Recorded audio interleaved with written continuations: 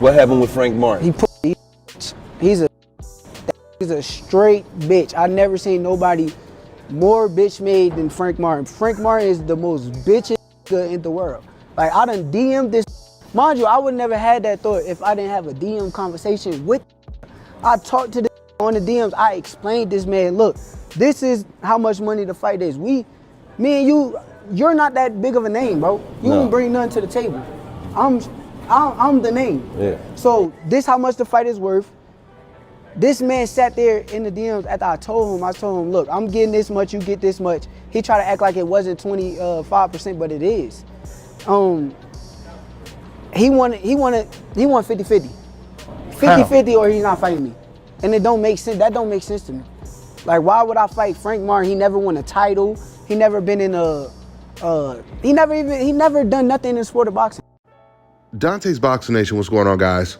So Frank Martin, he still hasn't really responded to what Shakur Stevenson said directly. He hasn't responded to the DM that Shakur Stevenson said he had with Frank Martin. He hasn't really said anything about the fight. But recently, he put up this post on Twitter where he said, I got a clear eye view. And of course, because he's still not explaining the Shakur Stevenson situation, he is getting flooded with backlash all throughout his Twitter. These are some of the tweets that he's receiving. And this is the beauty of social media. Social media is definitely a game changer because now, of course, fans, they can reach out to whoever they want to directly. And a lot of times get a response from the person they're reaching out to. Man, the dichotomy is just so crazy because I remember back in the day when the only social media you had for boxing was boxing magazines. And all you could do was send a letter to that magazine hoping that maybe they would publish your post. It's truly amazing how far we've come. And Frank Martin is definitely seeing that technology firsthand. One of the fans sent Frank Martin this message. He said, you lost a fan dodging Shakur, turning down $1 million fight when the most you've ever made was $250,000. Really thought you was a dog in the ring, you really a poodle. Well, Frank Martin, he did respond to this fan. He said, well, you wasn't a true fan if you think ducking was what that ish was about. Y'all stay on that side. And as you guys can see, I covered it up, but he gave the man the finger. Another fan said to Frank Martin, I F with you, but you got some explaining to do. That's an interesting thing to hear from a fan because he's basically telling him, look, I'm a fan of yours, but man, this is making you really look bad. You know, at the end of the day, we will see what Frank Martin decides to do, but I can tell you right now, once again, I'm gonna keep saying this, if Frank Martin's next opponent is not Gervonta Tank Davis or someone on that level, he's gonna have even more explaining to do and the backlash will get even worse. Twitter ain't safe no more for Frank Martin. It really ain't gonna be safe no more if Frank Martin is making $200,000 to $300,000 in this very next fight when he stood to make $1 million against Shakur Stevenson. Remember, the most money that Frank Martin has ever made in one fight is $250,000. When he fought against Michelle Rivera, he made $75,000, and Michelle Rivera made $200,000, $75,000. Just imagine how much is left for Frank Martin after he pays everyone. Even with the $250,000, imagine how much is left. Now, I've seen some people in my comment section say it's smart for Frank Martin to avoid Shakur if he knows he's going to lose to him. I don't agree with that at all. I truly believe if you lose to Shakur Stevenson, you're losing to one of the three kings. You guys have to remember, Canelo Alvarez losing to Floyd Mayweather is what made him a star. If you ever listen to old media, every time they talk about his loss to Floyd Mayweather, they talk as if he's still undefeated. Because the perception was a fight against Floyd Mayweather is a guaranteed loss. So if Frank Martin would have fought against Shakur Stevenson, they went 12 rounds, he loses to Shakur, right? And then he starts fighting against other fighters. He starts beating Lomachenko. He fights Isaac Cruz. You know, he fights for some vacant belts. He becomes a unified champion against other fighters. Then the Shakur Stevenson loss wouldn't look bad at all. I mean, he could end up being like Bernard Hopkins. Remember, Bernard Hopkins lost to Roy Jones Jr.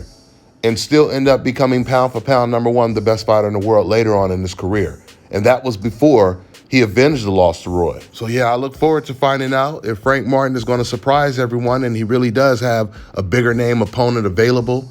He's looking at bigger and better things for another title shot. Let's see. Let's see what happens. But I'll leave you guys with some more comments that fans were posting on this Twitter account. That's all I got for now, guys. I'm on to the next one.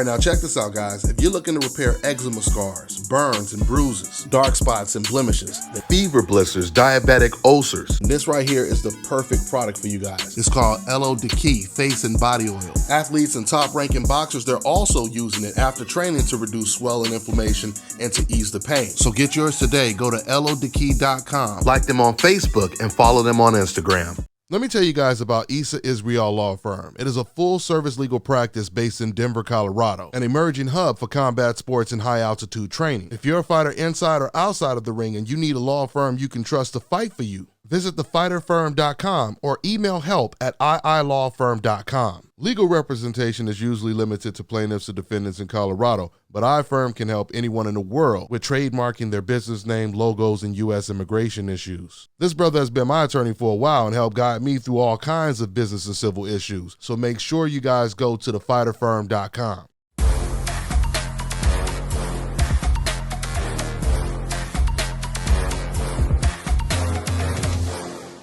My name is Chris, and I'm all the way here from Anchorage, Alaska at Scalp Carolinas, and I'm here for my second treatment of SMP.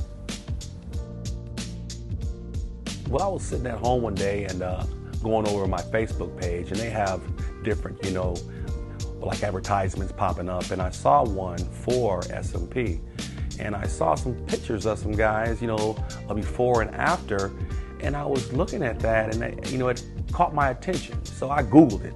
SMP, nothing showed up in my area. So, I did a little more research, and all of a sudden, Scalp Carolinas popped up in the web browser. So I started watching his videos and seeing all the reaction from all the other people. We talked on the phone, we made appointments and everything. I sent him pictures, and he looked at them, and I was like, "Can you fix this?" And, he pretty much said, "No problem." My first session, he made me feel extremely comfortable. It was almost like I was talking to family. He started, and during the whole treatment, we talked and, about our families and our life, and, and things that he does and things that I do. And before I know it, the first session was over. When you see someone doing something that they love, as much as I see Enoch Glover love what he does, it shows in his work. I wouldn't point anyone in any other direction but here to North Carolina, Scalp Carolinas, to get this done.